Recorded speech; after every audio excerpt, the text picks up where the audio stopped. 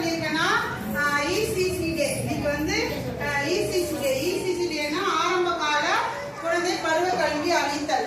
அதாவது இப்போ நம்ம வந்து குழந்தைங்க வந்து பிறந்தது முதல் 2 வயது வரை தாய்ப்பால் கொடுக்கிறோம். அதாவது 6 மாதம் வரை தாய்ப்பால் மட்டுமே கொடுப்போம். 6 மாதம் முடிஞ்ச உடனே தாய்ப்பாலுடன் கூடுதல் இணை உணவு கொடுக்கும். 2 வயசு வரலாம் கூடுதல் இணை உணவோட தாய்ப்பால் கொடுக்கணும். அப்போ அந்த குழந்தை 2 வயசு வரலாம் அம்மாவுடைய அரவணைப்புல தான் இருப்பாங்க. எங்கேயும் வந்து வெளியில அதிகமா அனுப்ப மாட்டாங்க. அம்மாவுடைய அரவணைப்புல தான் இருந்து 2 வயசு வரை வளருவாங்க. 2 வயசு வரைக்கும் வளர்ந்து முடிஞ்ச உடனே அங்கன்வாடி மையத்துக்கு நாங்க வர சொல்றோம். அங்கன்வாடி மையத்துக்கு 2 வயசுல இருந்து இங்க 6 வயசு வரலாம் ஆரம்ப கல்வி வந்து நாங்க சொல்லித்தரோம். ஆரம்ப கல்வினா விளையாட்டின் மூலம் கல்வி அளித்தல். இசிசி டே என்னன்னா விளையாட்டின் மூலம் குழந்தைகளுக்கு வந்து கல்வி அளித்தால் இசிசி டே. இப்போ குழந்தைகள் வந்து ஒவ்வொரு மாசமும் எங்களுக்கு 12 மாசத்துக்கு ஒவ்வொரு மாசத்துக்கும் தலைப்பு இருக்கு. அந்த பாடத்திட்டம் பிரகாரம் நம்ம குழந்தைகளுக்கு வந்து பாடம் வந்து சொல்லித்தரோம். இந்த மாசம் என்னன்னா ஆகஸ்ட் மாசம். ஆகஸ்ட் மாசம் வந்து காய்கறிகள் பழங்கள். காய்கறிகள் பழங்கள் தான் இந்த மாசம் டாபிக். அதுல என்னன்னா நாங்க இந்த மாசம் முழுக்க காய்கறிகள் பழங்கள் பத்தி கதை சொல்றது, செய்கை பழங்கள் சொல்லி தருது, இந்த மாதிரி ஆக்டிவிட்டி பல விதமான ஆக்டிவிட்டி சொல்லி தருது, வரையுதல், அடுக்குதல், கலர் போடுதல், எல்லா வேலையுமே. அதாவது நுண்தசை வளர்ச்சி, பெருந்தசை வளர்ச்சி, மொழி வளர்ச்சி, அறிதல் திறன் வளர்ச்சி, உடல் இயக்க வளர்ச்சி, மன இயக்க வளர்ச்சி, இது எல்லாமே வந்து வந்து எல்லாமே வந்து சொல்லி தரோம். குழந்தைங்க வந்து ஐம்புல வளர்ச்சியும் இந்த விளையாட்டின் மூலம் தான் குழந்தைங்களுக்கு வந்து வளர்ச்சி அடையுது. அதனால வந்துட்டு நம்ம ஸ்கூல்ல வந்து பிளே ஸ்கூல்லாம் வந்து இங்கிலீஷ் மீடியம்லாம் சொல்லி தருவாங்களா, அதேதான் பிளே ஸ்கூல்ல வந்து என்னெல்லாம் ஆக்டிவிட்டி சொல்லி தருவாங்களோ அதே தான் நாங்க வந்து நீங்க குழந்தைங்களுக்கு வந்து சொல்லி தரோம். நீங்களே பாத்தீங்கன்னா இது எல்லாம் வந்து வேஸ்ட் மெட்டீரியல்னு சொல்றாங்க, லோ கிளாஸ் மெட்டீரியல்.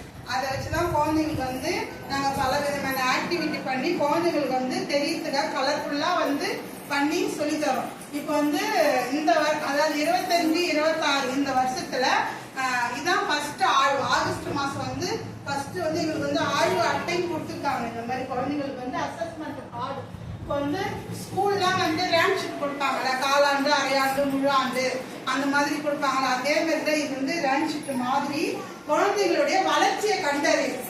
அதாவது இப்போ ஜூன் மாசத்துல இருந்து இப்போ ஆகஸ்ட் வந்துட்டாங்க இல்லையா, இந்த 3 மாச இடைவெளியில வந்து குழந்தைங்க எவ்வளவு, அதான் நீங்க ஆரம்பத்துல ஜூன் மாசம் வந்து அங்கன்வாடி வைப்பீங்க.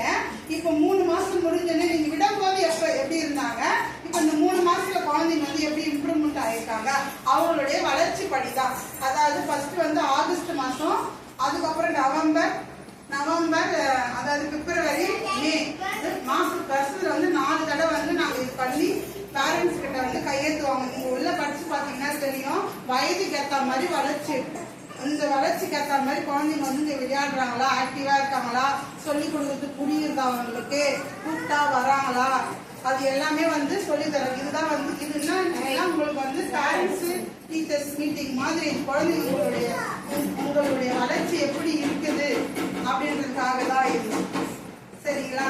அதே மாதிரி குழந்தைங்க வந்து இப்போ வந்து இந்த பழைய குழந்தைங்களாம் போட்டோ கொடுத்துருக்காங்க, போட்டோ ஒட்டிருக்கோம்.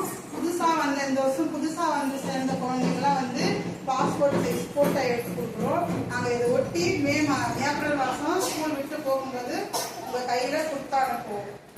சரிங்களாப்பா? வேற ஏதாவது டவுட் இருக்கா? உங்க குழந்தை நீங்க ஸ்கூலுக்கு வர்றதுனால உங்களுக்கு என்னென்ன பயன்? இப்போ அங்கன்வாடி மையத்துக்கு நீங்க விடுறீங்க, ஏன் விடுறீங்க?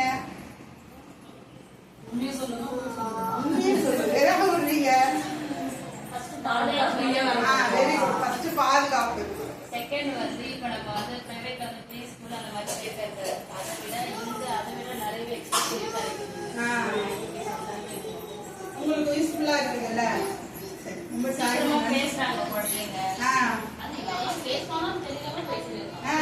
அதாவது நிறைய பேரண்ட்ஸ் வந்து என் குழந்தை மெயின் வந்து சாப்பிட மாட்டாங்க, வீட்டுல சாப்பிடுறதே இல்ல, நீங்க இங்க வந்து நீங்க ஊட்டுறீங்க, நீங்க சாப்பிடுறாங்க அப்படின்னு சொல்றாங்க.